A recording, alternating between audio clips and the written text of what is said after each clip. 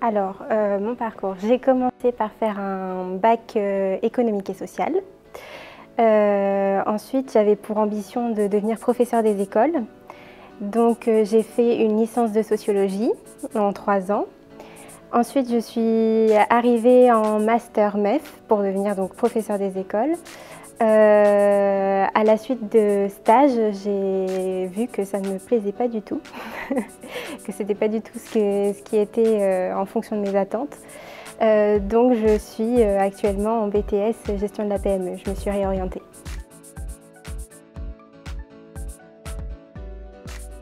C'est une formation qui est assez variée. On touche un petit peu à tout, on a de la gestion relations clients-fournisseurs, de la culture droit managérial, on a de la culture et expression, du français, de l'anglais, des ressources humaines, on participe aussi à la gestion des risques et on a des ateliers professionnels.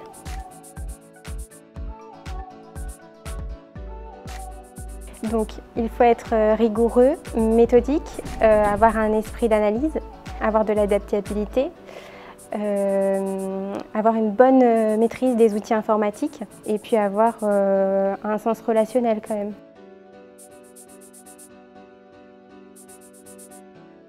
Alors, moi, je suis issu d'un bac scientifique. J'étais au lycée Camille Claudel à Blois. Je l'ai passé en 2018. Et ensuite, j'ai commencé une licence en langue à Tours, LEA, à la fac. Mais ça ne m'a pas plu, donc j'ai arrêté. Et j'ai travaillé jusqu'à la fin de l'année. Et j'ai décidé de reprendre mes études en 2019. Et je me suis orienté vers le BTS NDRC au CFA.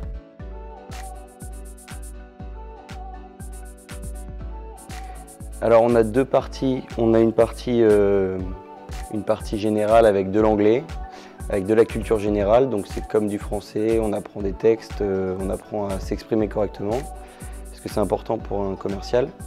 Et on a une partie professionnelle avec des dossiers professionnels, de la digitalisation, de la culture économique, juridique et managériale, qu'on peut aussi mettre dans le général. C'est pour nous rapprocher un peu plus du professionnel, de connaître les lois, les normes et tout ça.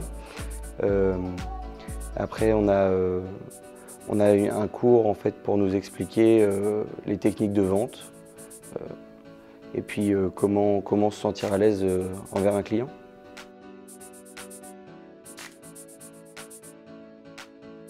Alors il y a plusieurs qualités indispensables. Une des principales, c'est le professionnalisme. Parce que comme on fait moitié-moitié avec l'entreprise, il faut savoir être à l'heure, donc ponctuel, être toujours présent. C'est les qualités requises en entreprise. Et puis savoir travailler chez soi aussi, savoir être assidu en cours, parce qu'il ne faut pas penser qu'à la partie professionnelle. C'est aussi essentiel de bien travailler pour les cours, parce qu'à la fin, il y a un BTS, donc c'est très important aussi.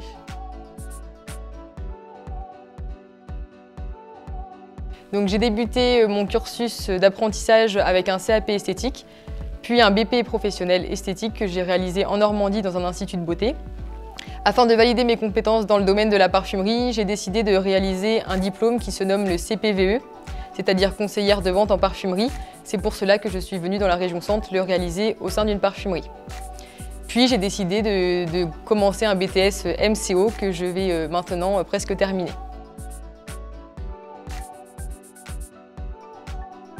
Ma formation actuelle se présente en 2 étapes. Nous avons des parties professionnelles dans lesquelles nous pouvons retrouver une matière qui s'appelle l'animation ainsi qu'une matière qui s'appelle le développement. Dans ces 2 matières, nous réalisons des dossiers professionnels qui sont à présenter à un jury à l'oral lors de l'examen du BTS.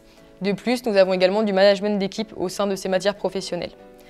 La deuxième partie est composée de matières générales dans lesquelles nous retrouvons la culture générale, l'anglais, la gestion ainsi que la CEJM qui est une matière qui regroupe l'éco, le droit et le management. Alors selon moi, les apprenants qui souhaitent démarrer un BTS MCO doivent être des personnes autonomes qui ont de la rigueur et de la motivation à débuter ce BTS. De plus, selon moi, au sein de leur future entreprise, ils devront vraiment prendre des initiatives puisqu'ils sont amenés par la suite à avoir un rôle de manager dans de futures entreprises.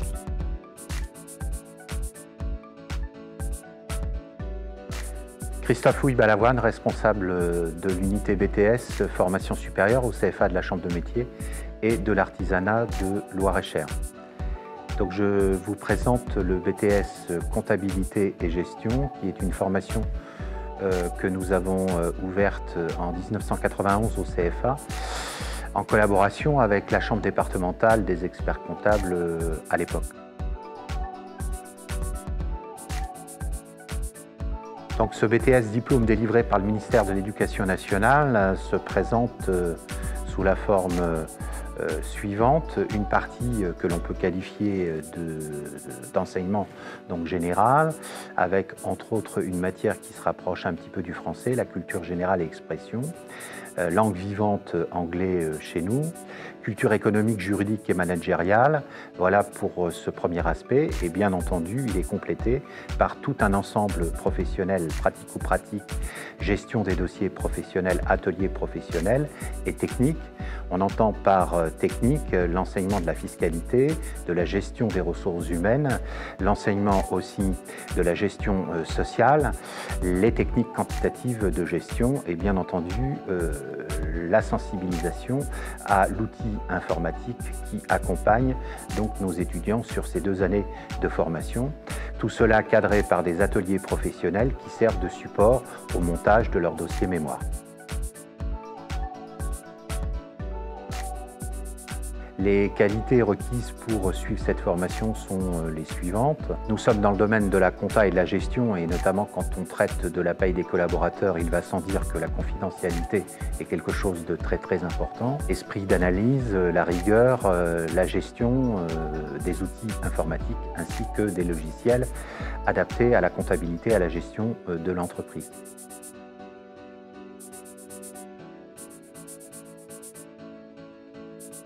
Il y a de nombreux avantages à choisir l'alternance. Les apprenants vont pouvoir développer une réelle expérience au sein de leur BTS, puisqu'ils vont pouvoir appliquer ce qu'ils apprennent en cours durant leur période d'entreprise. De plus, selon moi, les apprenants vont plus facilement trouver un employeur par la suite dû à cette expérience. Et pour finir, les apprentis vont bénéficier d'un salaire.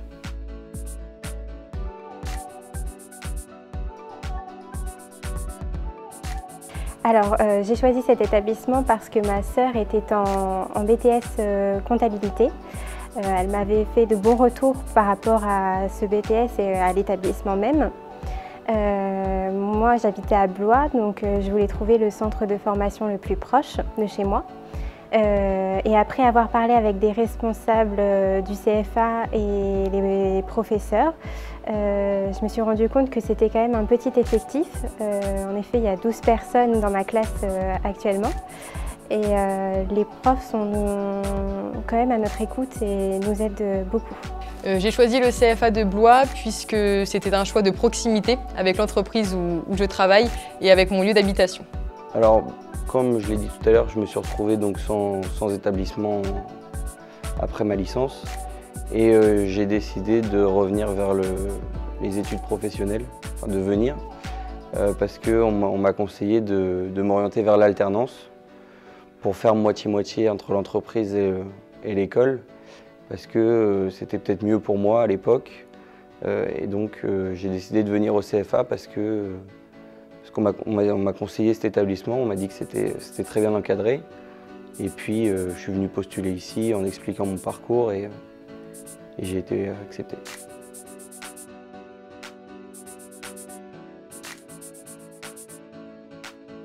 Il y a beaucoup d'étapes importantes dans la recherche d'une entreprise. Tout d'abord, il est important de commencer les recherches tôt dans l'année, de façon à avoir un laps de temps assez large pour trouver son futur employeur. De plus, il est important de se présenter directement aux entreprises et non pas d'envoyer des CV par mail ou de contacter les entreprises par téléphone. Et ce qui est également très important selon moi, c'est d'écrire sa lettre de motivation à la main et non pas de la taper à l'informatique. Voilà, vous allez beaucoup plus démarquer votre candidature en vous présentant spontanément et en ayant mis du travail à l'œuvre, on va dire, en ayant écrit votre lettre de motivation.